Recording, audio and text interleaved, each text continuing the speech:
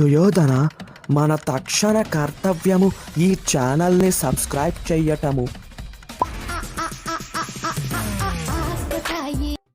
Max movie చూడాలంటే maximum silence ఉండాలి. వరుసదే శుభసాయలు.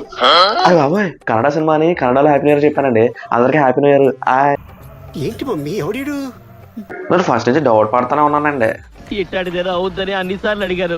ఈ మ్యాక్స్ సినిమా రిలీజ్ అయినట్టు చాలా మంది తెలియదండి.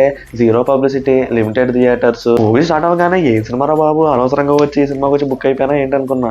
ఏం రైట్స్ ఉన్నాయండి మమ్మల్ని ఇంటికి తీసుకొచ్చి చంపడానికి? ఫైనల్ గా మూవీ ఎలా ఉందంటే మావా, ఈ వీడియో ఎండ్ వరకు చూడండి, మీకే తెలుస్తుంది. అవునా, నిజమా?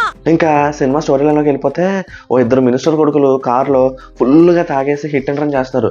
వాళ్ళు ఎవరిని హిట్ చేస్తారో తెలుసా? మన పోలీసులనే. రేపు డ్యూటీలో జాయిన్ అవ్వాల్సిన మన అర్జున్ వాళ్ళిద్దరిని సరాసరి అరెస్ట్ చేస్తాడు. కట్ చేస్తే వాళ్ళిద్దరు స్టేషన్ లో చనిపోతారు. వాళ్ళని ఎవరినైనా చంపారంటారా, లేదు వాళ్ళ గొడవ పరిచి వచ్చారంటారా?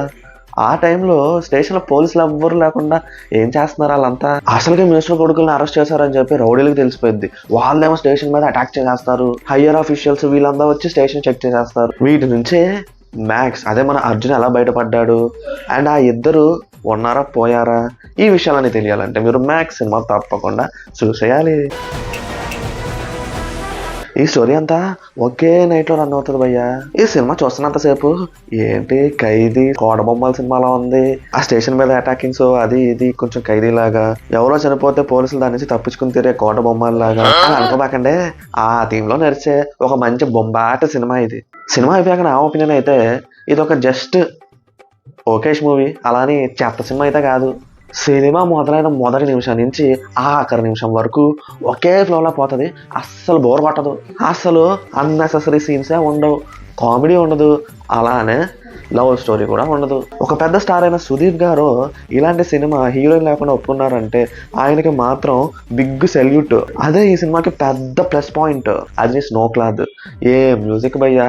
తమిళ్కి అనిరుద్ధ్, తెలుగుకి డిఎస్పి తమను, వీళ్ళలాగా ఈ కరెంట్ జనరేషన్ లో అజనీష్ లోక్నాథ్ కన్నడ నుంచి ఒక రేంజ్కి వెళ్ళిపోయి మ్యూజిక్ డైరెక్టర్ భయ్యా. ఎక్కడ ఏ సీన్ అయినా సినిమాలో పోలీసులు దొరికిపోతున్నారా బాబోయ్ అనుకున్న టైంలో ఎక్కడి నుంచి వస్తాడో తెలియదు భయ్యా. హీరో టకా వచ్చేస్తాడు, కొట్టుకుంటూ వెళ్ళిపోతాడు. పక్కనే ఉన్నాడే ఏంటి భయ్యా హీరో. రియలిస్టిక్ సినిమాని అవసరం లేని హీరోయిజంలన్నీ పెడతా ఉంటే ఐ నో కిచ్చా సుదీప్ లాంటి ఒక పెద్ద స్టార్కి ఎలివేషన్స్ ఫైట్స్ పెట్టకపోతే ఫ్యాన్స్ అలా ఎంజాయ్ చేస్తారని. బట్ ఇటువంటి రియలిస్టిక్ సినిమాలంటే కొద్దిగా రియలిస్టిక్గా తీస్తే బాగుంటుందేమో అని నా అభిప్రాయం అనమాట. సినిమా అంతా కొట్టుడు, ఎవడు వచ్చినా కొట్టుకుంటూ వెళ్ళిపోతారు హీరో. మనకి మజా రావాలంటే ఎదుటోడు కూడా కాస్త గట్టిగా వేస్తూ ఉంటేనే కదా మజా వచ్చేది. ఆ మజా కొద్దిగా మిస్ అయింది. ఒక మంచి ప్రాపర్గా స్టార్టింగ్ టు ఎండింగ్ సీరియస్ నోట్లో నడిచే సినిమా, సిన్సియర్ అటెంప్ట్. ఇలాంటి కాన్సెప్ట్ కనుక మీకు నచ్చినట్టయితే మ్యాక్స్ మూవీ తప్పకుండా చూడండి. లేదు ఎందుకు వచ్చిన వాళ్ళ డబ్బింగ్ సినిమా అంటే మీ ఇష్టం. అండ్ ఈ వీడియో కనుక మీకు నచ్చినట్టయితే ఆగతే ఆశిష్కి సబ్స్క్రైబ్ చేసుకోండి.